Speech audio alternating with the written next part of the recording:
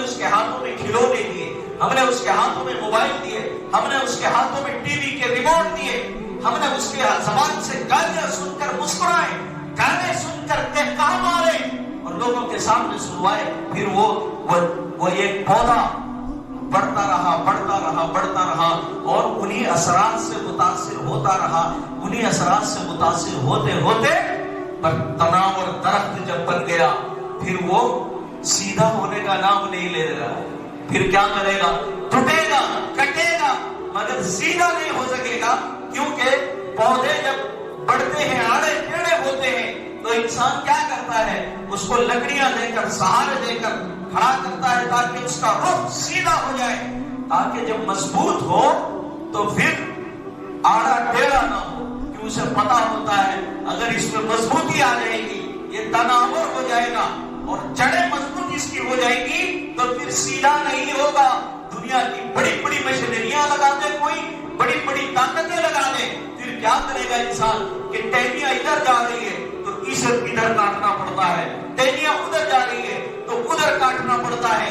یہی مثال بالکل ہے بچوں کی کہ جب دینی تربیت ان کی نہیں ہوتی اور بچپن سے اس پودے کو، نونہال کو اگر بچہ، والدین اگر دینی تربیت نہیں دیتے ہیں پھر تناور درخت ہوتا ہے بلوغت کی شکل میں. جب بالغ ہوتا ہے، میچورٹی اس کے اندر آتی ہے تو فتنے پھیلائے گا، فسادات پھیلائے گا، صراط مستقیم سے ہٹے گا، راستے ٹیڑھے چلے گا، لوگوں کے دل دکھ کرنے کا، دل کو تکلیف پہنچانے کا ذریعہ بنے گا، لٹیرا چور بنے گا، زانی بن کر دوسروں کے عفت و عزتوں کو لوٹے گا، چور بن کر دوسروں کے حقوق مال پر ڈاکہ ڈالے گا اور حرام خوری کر کے اور شرابوں اور بوتلوں کا عادی بنے گا، جوا شطرنج کا عادی بنے گا. تمہاری جینا دو بھر کر کے رکھ دے گا. پھر اس وقت کا رونا کوئی فائدہ نہیں ہوتا، اس وقت کا رونا کوئی فائدہ نہیں ہوتا. ہم نے کتنی اس کی کوشش کی، ہم نے کبھی اس کی کوشش کی؟ کبھی نہیں کوشش کی. بچوں کی تربیت، اسلام اس چیز کو ہرگز اس چیز سے منع نہیں کرتا کہ آپ تعلیم اور تربیت ان کو نہ دیں، آپ دنیاوی تعلیم سے ان کو آراستہ نہ کریں.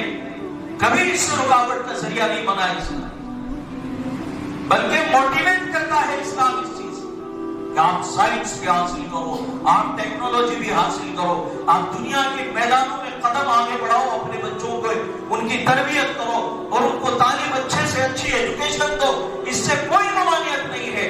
لیکن جب وہ ایک عہدیدار بن کر قلم لے کر کے بیٹھے گا تو تم اس کو بچپن سے یہ تربیت سکھاؤ کہ تیرا قلم چلے تو ہم پر چلے، ورنہ پھر اس قلم کی نوک سے وہ مظلوموں کے خون بہائے گا، رشوت کی تھیلیاں بھرے گا، عدالت کی کرسی پر بیٹھ کر ظالم کو انصاف دلائے گا، مظلوم کے ساتھ ناانصافی کرے گا، خون کے آنسو بہیں گے اس کے اوپر، لعنتیں برسیں گی، اللہ اس کے رسول کی لعنت برسے گی. اور اللہ کی عدالت میں، جو دنیا کی عدالت میں جج بن کر، عادل بن کر، منصف بن کر ہماری اولاد بیٹھی تھی، وہ کسی کو انصاف دلا رہی تھی، کہ اللہ اس کے رسول کی عدالت میں مجرم بن کر کھڑا ہوگا اور اس کی وکالت اس کے خلاف نبی اکرم صلی اللہ تعالی علیہ وسلم کریں گے.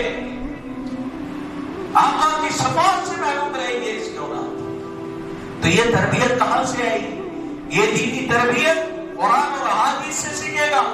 یہ دینی تربیت جو آج نااہل ماڈل قسم کے لوگ، جو کمزور، جن کو سمجھتے ہیں دین کا دنیا کا سب سے کمزور طبقہ جس کو سمجھتے ہیں مسجد کا امام کرے گا، یہی تمہارے حقوق کو تمہاری اولادوں کو سکھائے گا. لعنت ہے ایسے لوگوں پر جو نبیوں کے وارثین کو حقارت سے دے. 2 ٹکے کی حیثیت نہیں رہ جائے گی ان لوگوں کی، 2 ٹکے کی حیثیت نہیں رہ جائے گی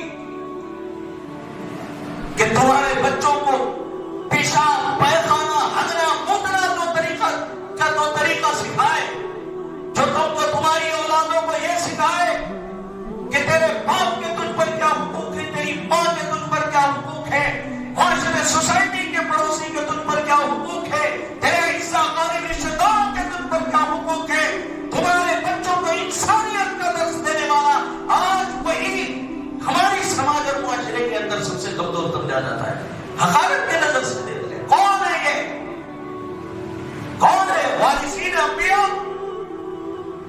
اور تربیت انہی سے ملے گی، یاد رکھنا، تربیت انہی سے ملے گی۔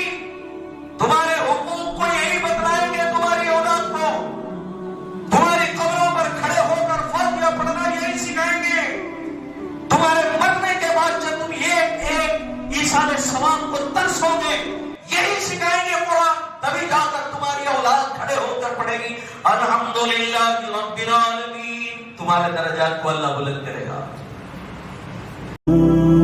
السلام علیکم ورحمۃ اللہ وبرکاتہ۔